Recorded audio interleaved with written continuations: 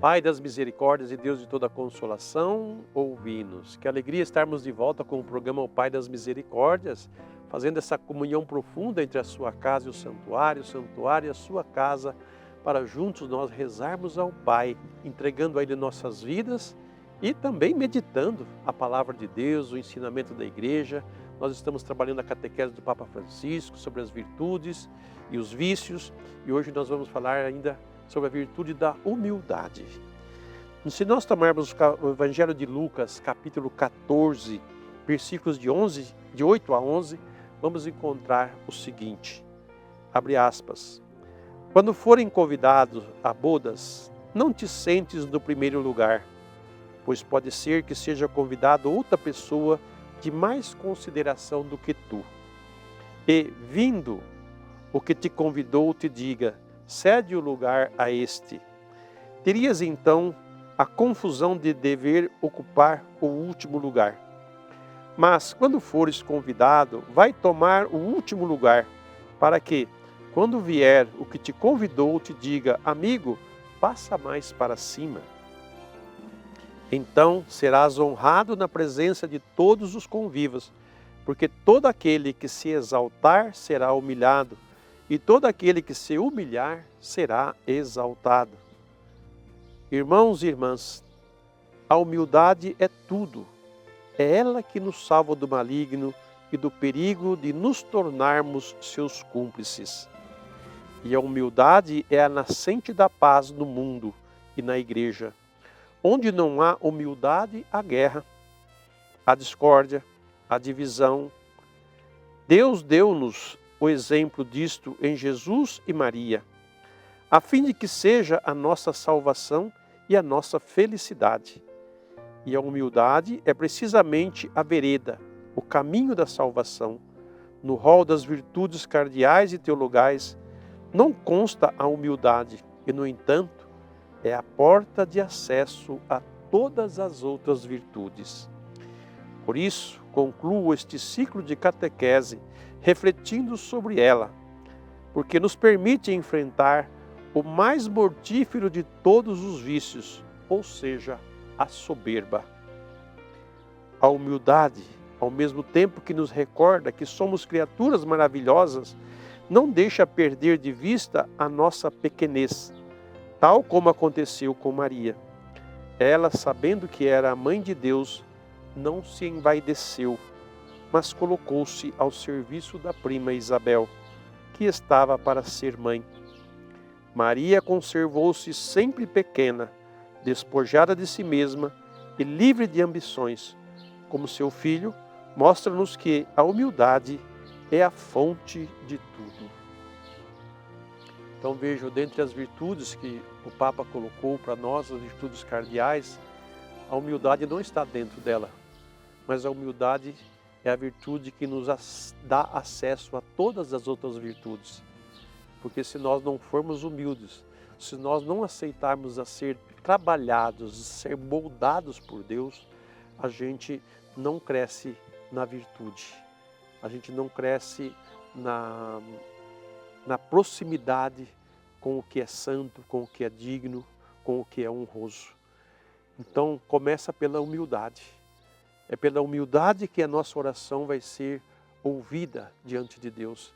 É pela humildade que nós vamos conseguir praticar as virtudes, todas elas, da bondade, da caridade.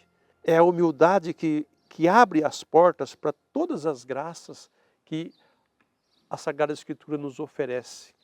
A humildade na leitura do texto sagrado, a humildade na acolhida da palavra de Deus, a humildade na obediência àquilo que Deus pede de nós. Sabe, é um exercício que nós vamos fazê-lo todo dia. Então, seja humilde, né? Não queira já ter tudo de uma vez, mas vá a cada dia construindo, passo a passo, trabalhando as virtudes em sua vida.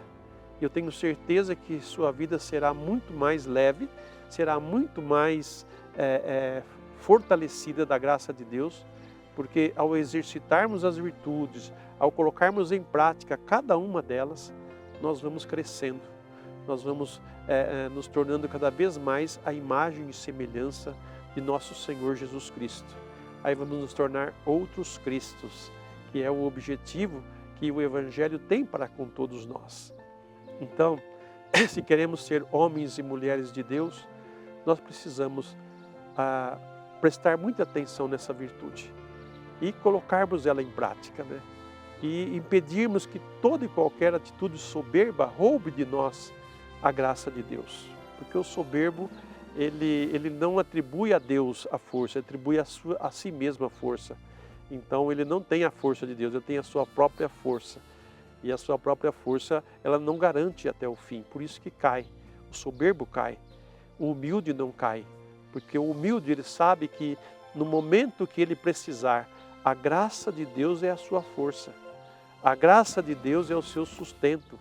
Então, se ele permanece nas virtudes, se ele permanece na humildade, e exercitando as virtudes e praticando as virtudes, a força de Deus está com ele. A graça de Deus está com ele.